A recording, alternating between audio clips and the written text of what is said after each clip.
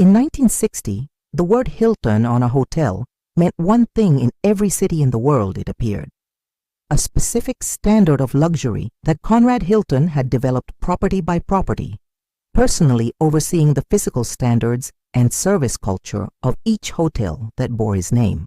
In 2024, the Hilton brand appears on approximately 7,600 properties across 126 countries. It appears on the full-service luxury Waldorf Astoria in New York and on the Hampton Inn by Hilton Express in Tulsa, Oklahoma. Both are Hilton properties. The Waldorf Astoria room might cost $800 per night. The Hampton Inn might cost $89. Those two properties share a brand. They do not share what the brand meant in 1960.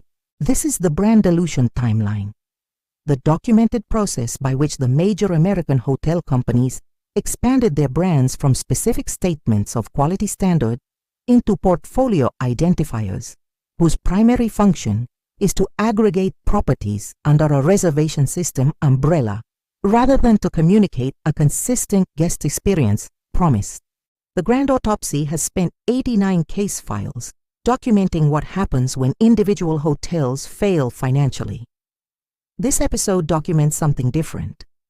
What happens when an entire category of hotel fails culturally, at scale, through a deliberate strategy whose financial logic was sound and whose institutional consequences were catastrophic for the specific product it was built on. The Grand Hotel is not dead because it ran out of money. It is dying because the brands that built it found a more profitable use for the names they had built. Subscribe now because this episode connects every brand mentioned in this archive to a single strategic decision whose timeline this channel has never previously mapped in full. The franchising model's adoption by major American hotel companies across the 1960s and 1970s reflected a specific and entirely rational financial calculation. A hotel company that owns hotel properties is a real estate company with the associated capital requirements, asset-specific risks, and balance sheet constraints.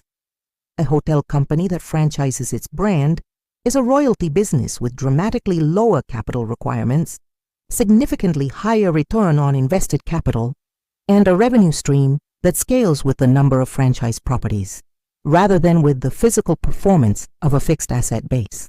The financial comparison is not close. Marriott's transition from primarily owned and operated properties to a predominantly franchise and management fee model produced a business whose free cash flow yield and return on equity substantially exceeded what the owned property model could generate, which is why every major hotel company in the world has followed a version of the same transition. The specific cost of the franchising model's financial efficiency is what this episode documents. When a brand can be licensed to any property that meets a specified physical standard and pays a royalty fee, the brand's meaning to the consumer shifts from a specific guest experience, promised to a set of physical specifications that can be met at any quality level above the minimum threshold the franchisor establishes. The Hilton brand in 1960 was a promise about the specific experience you would have at a specific hotel that had been developed, designed, and operated under the direct oversight of a company whose institutional identity was inseparable from the quality of that experience. The Hilton brand in 2024 is a promise that the property meets the specifications for one of the 18 Hilton brand tiers, and that your Hilton Honors points will work. Both are valuable promises. They are not the same promise. The Grand Hotel, the category of hotel whose identity was inseparable from its specific location, its specific history, and the specific experience its ownership had developed over decades, was built on the first kind of promise. The franchising model replaced it with the second. The specific mechanism by which brand dilution eliminates the Grand Hotel's competitive premium is documented in the RevPAR data of every major American hotel market across the 4 decades of the franchising model's dominance. A hotel's RevPAR is composed of 2 variables, occupancy and average daily rate. The Grand Hotel's competitive advantage in the pre-franchising era was expressed primarily through average daily rate. Guests paid a substantial premium to stay at the Waldorf Astoria, the Plaza, or the Palmer House, because those properties offered a specific experience that no comparable alternative provided in their markets.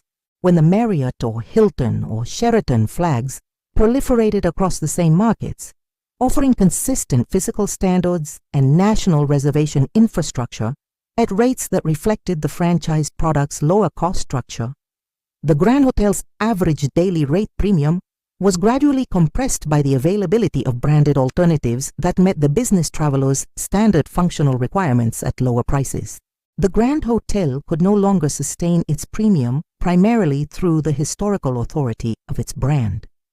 It had to sustain the premium through the actual physical and service superiority of its product. And sustaining that superiority required the renovation investment that the leveraged buyout acquisition models. This channel has documented consistently deferred. The brand dilution timeline and the private equity acquisition timeline are not independent events. The franchising model's elimination of the Grand Hotel's brand premium made the properties more vulnerable to the specific financial structure that Case File 061 documents as the private equity Grand Hotel acquisition playbook.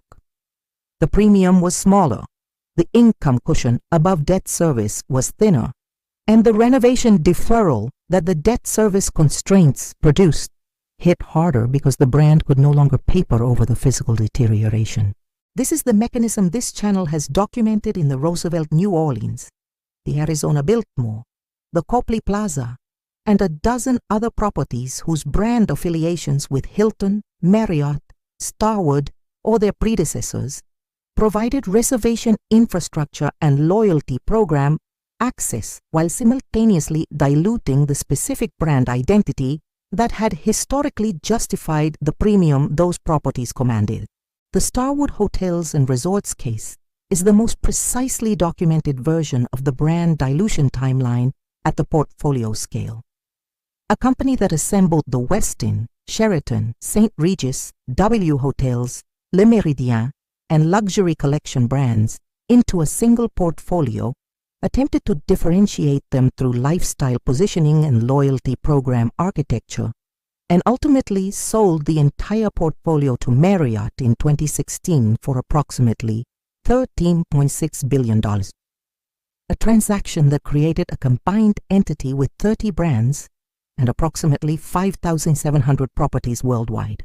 The combined Marriott-Starwood entity operates brands that span from the Ritz-Carlton, whose standard legitimately approaches the Grand Hotel standard in the company's flagship properties, to Moxy Hotels, a millennial lifestyle-positioned, limited-service brand whose positioning is the furthest possible distance from the Grand Hotel category. Both are Marriott brands. The loyalty points are interchangeable. The specific financial incentive that produced this brand architecture is straightforward. More brands mean more franchisable segments. More segments mean more franchisable properties. More franchisable properties mean more royalty fees, and more royalty fees mean higher shareholder returns. The financial logic is impeccable. The consequence for the properties at the top of the portfolio is the steady erosion of the specific meaning that their brand names once carried. When a guest earns Marriott Bonvoy, points at a Moxy, and redeems them at a Ritz-Carlton, the Ritz-Carlton brand is serving a loyalty program function that its historical brand identity was never designed to perform, and that its guest experience promise was never calibrated to accommodate. The Grand Hotel did not fail. It was franchised. The timeline of brand dilution that this episode documents runs from approximately 1960 to the present, across the specific decisions that produced the current hotel brand landscape. Conrad Hilton's first franchise agreements in the 1950s, the major expansion of franchising across the 1960s and 1970s, the leveraged buyouts of the 1980s that separated hotel real estate ownership from hotel brand management, the brand proliferation of the 1990s and 2000s as companies discovered the financial returns of the multi-tier brand portfolio, and the consolidation wave of the 2010s that produced the Marriott-Starwood merger and the Hilton portfolio company IPO as the definitive expressions of the franchising model's financial maturity. The case files in this channel's archive that document the specific properties affected by this timeline: the Roosevelt New Orleans, the Arizona Biltmore, the Copley Plaza, the Brown Palace, the Helmsley Palace, are the property-level documentation of what the portfolio-level brand dilution produced at the individual hotel. The Grand Hotel, whose brand was once the entire point, is now one tier in a portfolio whose primary purpose is the aggregation of reservation infrastructure and loyalty program membership. The guests who remember what the brand used to mean are still there, paying the premium, staying in rooms whose physical standards the brand was once designed to guarantee, and that the franchising model has made the franchisor's responsibility to specify and the franchisee's responsibility to deliver. The standard and the delivery are not always the same thing. That gap is the brand dilution's operational expression, measured one guest experience at a time, in properties this channel has documented by name. This content was developed using artificial intelligence tools as part of the research, writing, and production process.